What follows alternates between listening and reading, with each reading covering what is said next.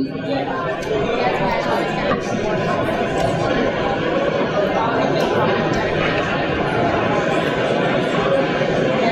so I think we'll get started. It's a pleasure to be here. Thank you so much for taking the time. Now, I'm going to break with tradition slightly because normally in these kinds of presentations, at these kinds of events, I would launch straight into a product demonstration. But I'm not going to do that today, and that's because I think if we want to have a meaningful dialogue about educational impact in EdTech, then the first thing to recognize is that product is maybe 10% of our work. And so over the next 15 minutes, I want to focus on the other 90%, implementation, and making sure that these technologies that we've designed are integrated in ways that truly serve the needs of the local environment. So Whizz Education works in a diverse mix of environments in 5 continents all across the world. And we've virtually tutored over 500,000 students through our tutoring platform Maths-Whizz, and I'll say a bit more about that later. But it's important to say that there is a core unifying belief that ties together the work that we do in different regions. And it's the core belief that the company was founded upon 15 years ago. It's very simple. It says that every child deserves a learning experience that caters to their individual needs and pace of learning. Now, that sounds very simple, but when you think about the staple challenge that mainstream educators face, it's actually quite profound, because that challenge looks something like this. So this is a typical class of students. You can imagine that each of those icons is a student, and what you're looking at here is a plot of their overall maths knowledge. Now, let's suppose this is a standard 4 class, or if you prefer grade 4 or year 4. If life was simple, then these students would all be homogeneous, and they'd have roughly the same overall maths knowledge, and they would cluster around a single point. But of course, education is a bit more complicated than that. And so typically, teachers are confronted with a mix of learning needs in their class. And actually, our research shows that by the time you reach upper primary in classrooms all across the world, that knowledge gap has extended to upwards of 4 years. And so the challenge for teachers is very clear. How do you deliver a learning experience that addresses every student's individual needs? And our approach to this is multifaceted. So product is certainly one component of what we do, and the virtual tutor, it uses artificial intelligence to simulate the most effective behaviors of a human tutor. But just as importantly, as students are interacting with the virtual tutor, our system is automatically generating live learning data. And our core service is really geared towards understanding how we can take some of those learning insights and uplift and even potentially transform the way that education is experienced. So I'll go into our implementations in a moment, but let me briefly touch on how this virtual tutor works. And rather than showing you the nuts and bolts of the algorithms, let me show you a student learning profile. So this is a real student. We have permission to share this, and we've just anonymized the name. So let's call him Alex. So this is Alex's profile, and you'll notice all the different topics along the side. And if you just focus for the moment on those gray bars up to the red mark, that shows you where Alex was placed in his initial assessment on Maths-Whizz. You see, the first thing the virtual tutor does, just like a human tutor, is it assesses Alex in all those different topics and tries to pinpoint where his knowledge level is. And then we quantify that using this metric called Maths-Age. And if you just look at those grey bars, the first thing you'll notice is that Alex had a very jagged learning profile, different strengths and weaknesses, and that's perfectly common. And so this is where the intelligence of the virtual tutor really kicks in, because now the tutor will prioritize topics and lessons based on Alex's specific needs. So he'll now get more attention in topics like mental calculation, and particularly addition and subtraction. And the tutor won't ignore his stronger topics either, and it will continually interact with Alex, and it will continually assess him and update its understanding of his needs, and it will constantly adapt. And it will only allow Alex to move forward in a topic when he's demonstrated a good grasp of each learning objective. Now, if you put all of that together, this mastery-based approach to tutoring, you can see the impact that the tutor has had on Alex's learning by looking at those blue bars. Because the blue bars show you how much Alex has improved in each of those topics. And you can see he doesn't have any real weaknesses anymore. He has a much more rounded learning profile, solid foundations across the board, because that's exactly what the tutor is aiming for. And just to bring this home a little further, let me show you another student in the same class as Alex. So let's call this student Alice. And again, this is real data. And the thing you'll notice about Alice is that her learning profile was vastly different to Alex's. Her weaker areas were actually in place value and properties of numbers, but the tutor has adapted in much the same way. She also now has a more rounded profile.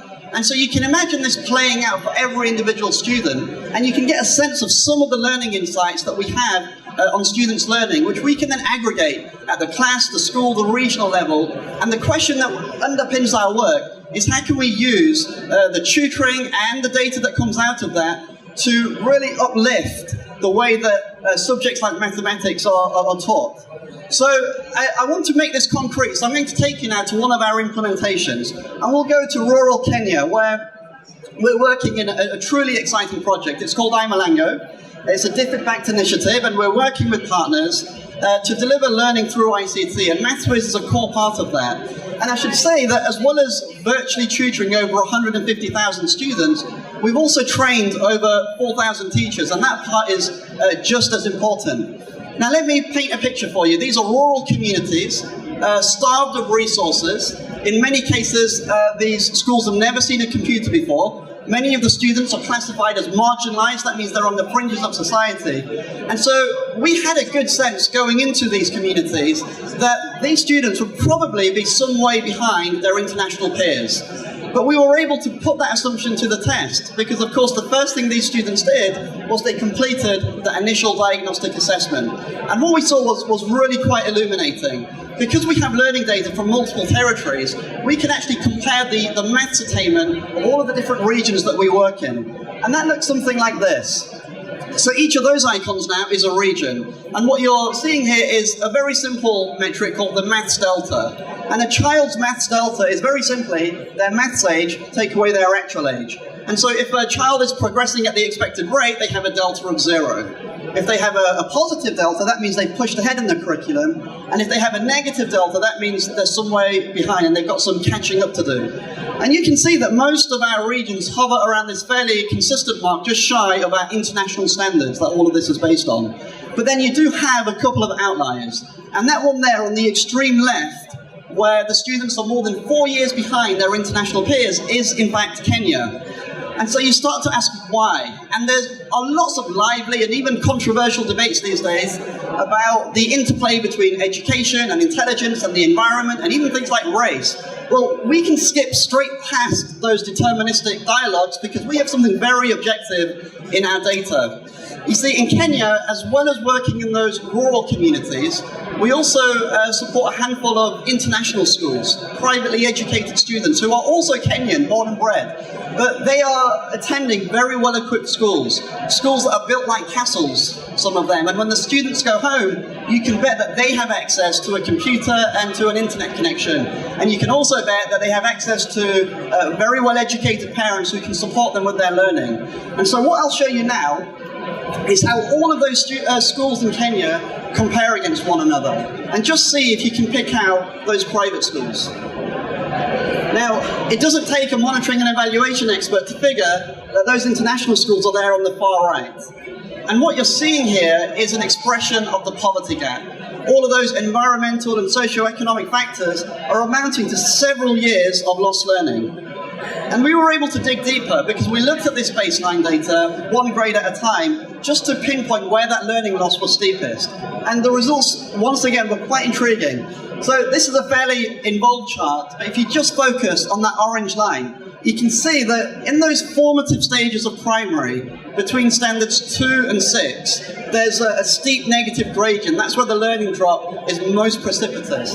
Now, there's some recovery in the later standards, and that's largely because by then you're left with the self-selected group of students that have graduated through to secondary. But within those core years of primary, what we saw was that students were actually only covering around 58% of the curriculum each year. We call that an annual progress rate of 0.58. And if I just frame that slightly differently, What that means is that every single year, those students were losing out on 42% of the core knowledge and skills that we expect of them as mathematicians. So that learning loss was compounding one year after another. So we went into Project Imalango with a bunch of assumptions and beliefs and hopes that if these students in rural communities who were so far behind, if they could access the virtual tutor and receive that individualized support, then perhaps we could overturn some of these trends. And just to cut a long story short, those assumptions have been validated, because what I'll show you now is how our progress rates have evolved over the past few years. Now, just fix your gaze for the moment on that left-hand data point, 0.68. So this is back in 2015, in the early stages of implementation. And we're just looking at the students who have managed to get onto Maths-Whizz for the recommended amount of time, so 30 to 90 minutes a week. And there's a critical mass of those students. And what was fascinating was that when we calculated their rates of progress, it came out to 0.68. Now, on its own, that data point is vacuous, but we have a baseline to compare it against. Because a moment ago, we said that in the absence of interventions like Maths-Whizz, students would make an annual progress rate of 0.58. And so even in these early stages of implementation, we saw learning gains to the tune of 10 percentage points. And that's a pretty good effect size in and of itself, and in many cases, the story would end there. But we are an international education company. We source learning data from multiple territories, and it's updated in real time. And so we have international benchmarks too. And one thing that we know from our research is that for that amount of usage, students in other territories actually enjoy progress rates in excess of 1. And that just didn't sit well with us, the thought that for the same amount of effort, these students in rural Kenya were still progressing at a rate that was some way behind their international peers.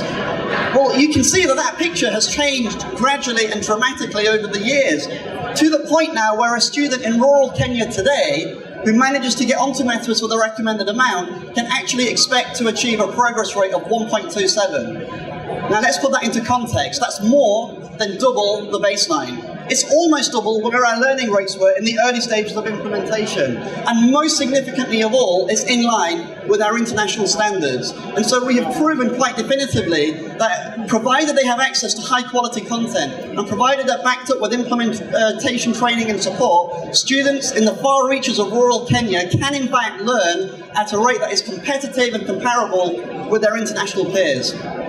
Now to us, that's quite a transformational outcome, but it's important to say that that didn't just happen overnight. We didn't just stumble upon this statistical trend.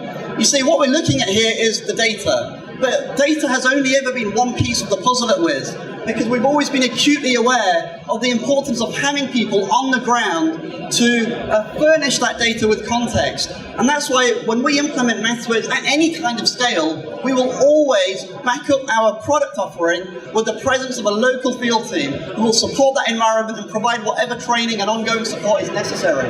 And the real benefit of having people on the ground is that you then start to extract the story that's giving rise to those numbers.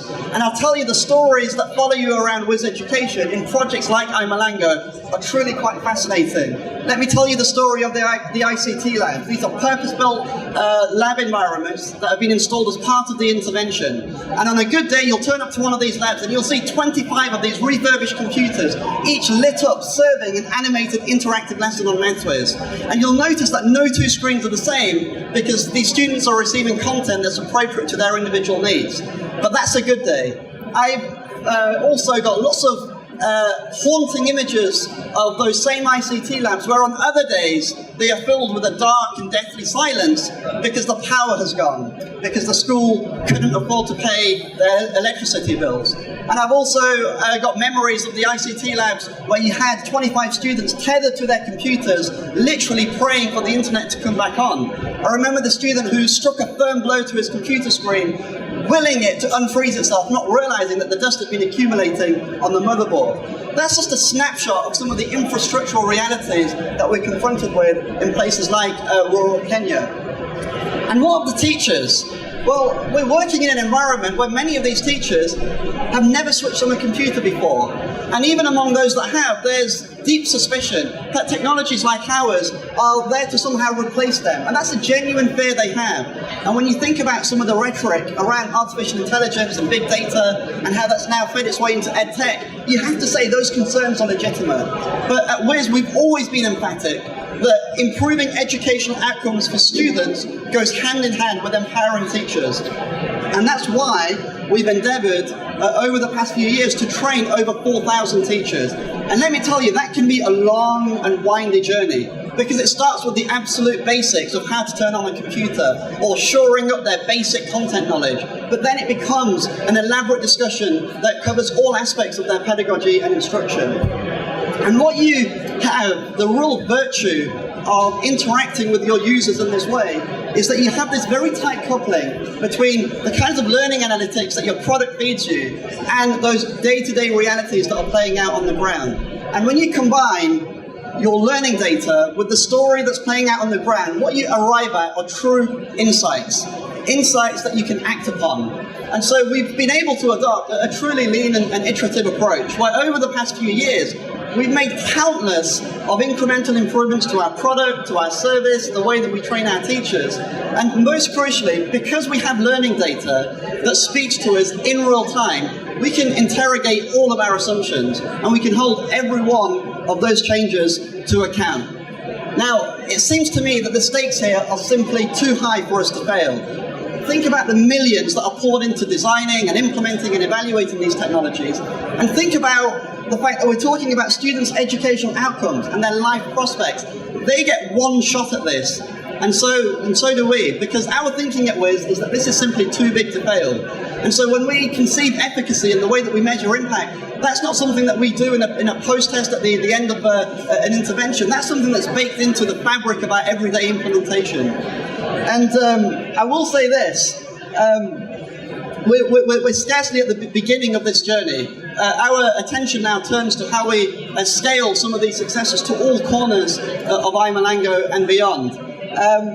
The thought that I would leave you with is that as you roam around and you're drawn into these shiny, innovative products, reserve some of your questioning for the implementation. Ask those solution providers how they're connecting with their end users and how they're making sure that they're adapting to their individual needs. From our point of view, when we see that steady climb in progress rates, that's nothing more than an inevitable consequence of a course correction model that fiercely attaches us to our end users.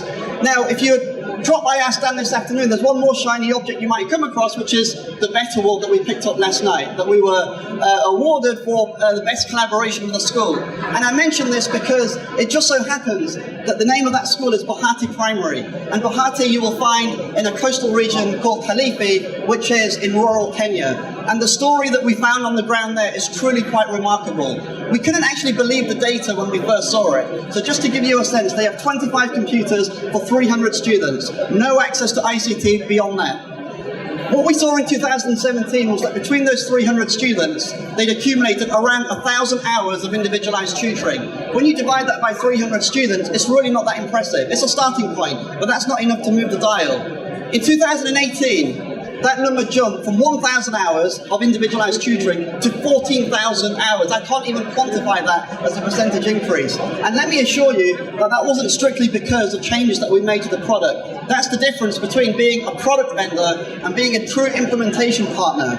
And the challenge that we now have is how do we take Bahati's success and turn that into everyone's hope so that we can actually spread that level of success wherever we work. So that's the thought I'd like you to leave you with, and just remember that these conversations around educational impact, they're not solely situated within data. That can be your starting point, but that conversation must ultimately be rooted in the day-to-day realities of your end users. Thank you very much.